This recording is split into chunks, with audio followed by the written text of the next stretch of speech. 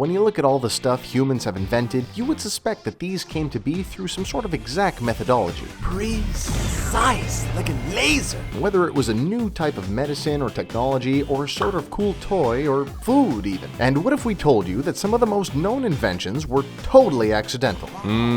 Accidental food. What, don't believe me? Check out our list of 10 amazing inventions created completely by accident. Enjoy this video and be sure to subscribe to CBR and join the notification squad to stay up to date on all of our latest videos. Coca-Cola. A cold Coke sure hits the spot, and it also cures many maladies like morphine addiction, indigestion, nerve disorders, headaches, and even impotence. All of this, of course, is according to Colonel John Pemberton, Coca-Cola's original inventor. Injured during the American Civil War, he became addicted to morphine, but vowed to get clean by inventing a substitute. In 1885, he rolled out Pemberton's French wine Cola Nerve Tonic. The next year, Prohibition laws forced Pemberton to make a non-alcoholic version. Legend has it that in 1886, the owner of the popular Willis Venables sofa fountain accidentally served Pemberton's concoction with carbonated water. Microwave ovens. Convenience is king these days, and who has the time to wait for a hot dog to boil to perfection? Nonetheless, the first food unintentionally cooked by a microwave was a candy bar. In 1945, Perry Spencer was experimenting with high-power microwave beams while working at Raytheon. The chocolate bar in question was in his pocket at the time, but the sticky mess was still the eureka moment that would change kitchens worldwide. The first food intentionally microwaved was popcorn. In 1947, Raytheon built the Ratarange, which was a clunky 750 pounds, was about 5.5 feet tall, and cost a whopping $5,000.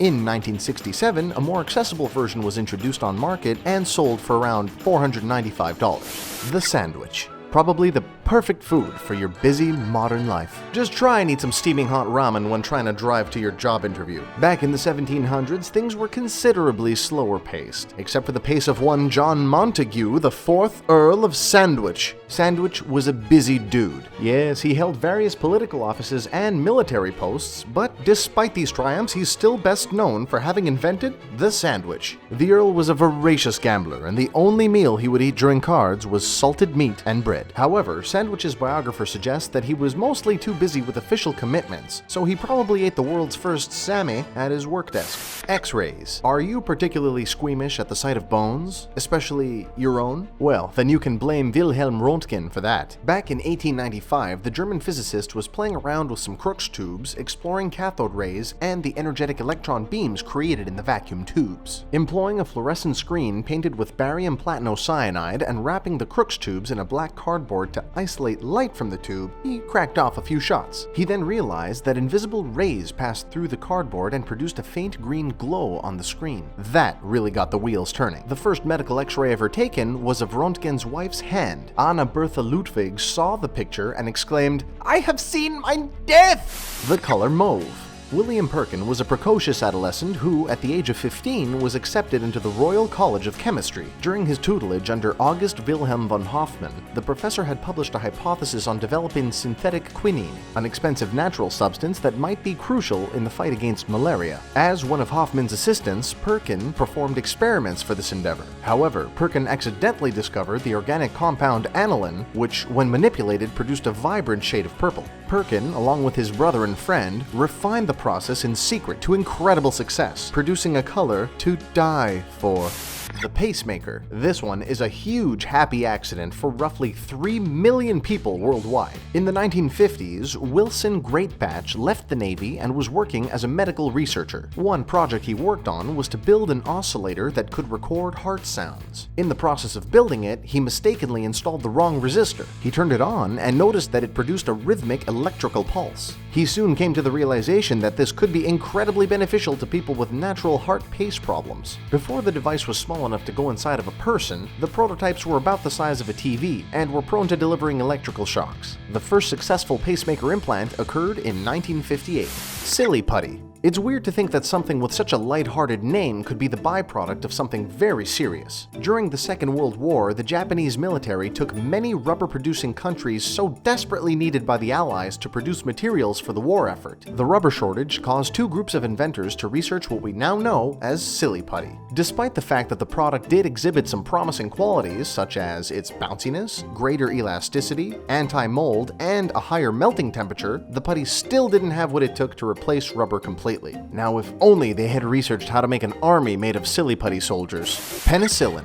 If Alexander Fleming's mother had harped on him to clean his room as a child, then maybe we might not have ever come across the miracle drug we now know as penicillin. In 1928, Fleming returned to his untidy laboratory after a family getaway. Prior to having left, Fleming had left cultures of staphylococci on a bench in the corner of his lab. What he noticed in his absence was the culture had been contaminated by fungus, which in turn had neutralized the colonies of staphylococci in its vicinity. In Fleming's own words, "When I woke up just after dawn on September 28, 1928, I certainly didn't plan to revolutionize all medicine by discovering the world's first antibiotic or bacteria killer, but I suppose that's exactly what I did."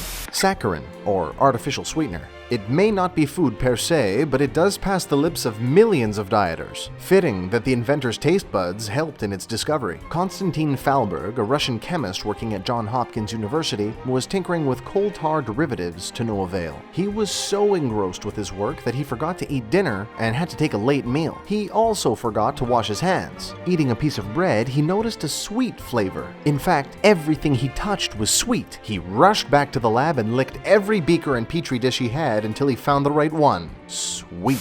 Potato chips. Old buddy, you always made that bus ride home after work so much more tolerable. But the popular snack has come a long way from its humble beginnings as a plain chip to now a slew of nouveau flavors like Montreal steak spice or pickled yak fist. Okay, I made that last one up. The first record of the potato chip was found in William Kitchener's cookbook, The Cook's Oracle, in 1817. However, old Frito didn't lay down roots until 1853, when a patron of Moon's Lake House in Saratoga Springs, New York, repeatedly sent his dinner back to the kitchen, claiming that the potatoes were just too thick. Out of spite, the cook, Charles Crumb, sliced them razor thin, fried the crap out of them, and added a lot more salt. The customer loved them, and now we all do. So there you have it. That's our 10 amazing inventions created completely by accident. Can you think of any accidental gold that we might have missed? Sound off in the comment section below, and don't forget to subscribe to CBR and join the notification squad to stay up to date on all of our new videos.